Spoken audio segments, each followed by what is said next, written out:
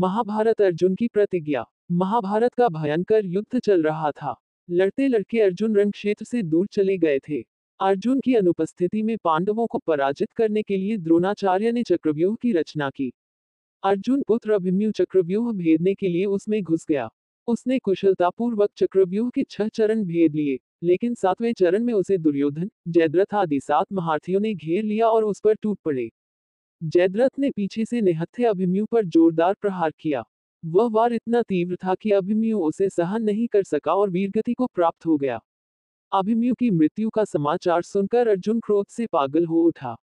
उसने प्रतिज्ञा की कि यदि अगले दिन सूर्यास्त से पहले उसने जयद्रथ का वध नहीं किया तो वह आत्मदाह कर लेगा।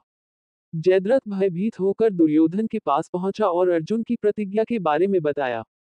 दुर्योधन उसका भय दूर करते हुए बोला, चिंता मत करो मित्र, मैं और सारी कौरव सेना तुम्हारी रक्षा करेंगे।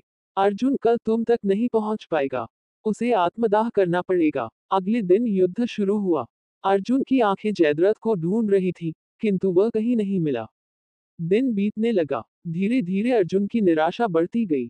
ये देख श्री कृष्ण बोले, पार्थ, समय बीत रहा है और कौरव सेना ने जयद्रथ को रक्षा कवच में घेर रखा है। अतः तुम शीघ्रता से कौरव सेना का संहार करते हुए अपने लक्ष्य की ओर बढ़ो।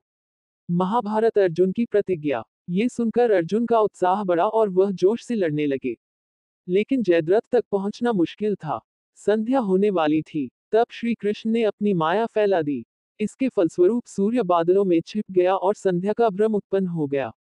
संध्या हो गई है और अब अर्जुन को प्रतिज्ञावश आत्मदाह करना होगा। ये सोचकर जयद्रथ और दुर्योधन खुशी से उछल पड़े। अर्जुन को आत्मदाह करते देखने के लिए जयद्रथ कौरव सेना के आगे आकर अट्टहास करने लगा। जयद्रथ को देखकर श्री कृष्ण बोले, पार्थ, तुम्हारा शत्रु तुम्हारे सामने खड़ा है। उठाओ अपना गांडीव और वध कर दो इसका। वह देखो अभी सूर्यास्त नहीं हुआ है। ये कहकर उन्होंने अपनी माया समेट ली। देखते ही देखते सूर्य बादलों से निकल आया। सबकी दृष्टि आसमान की ओर उठ गई। सूर्य अभी भी चमक रहा था।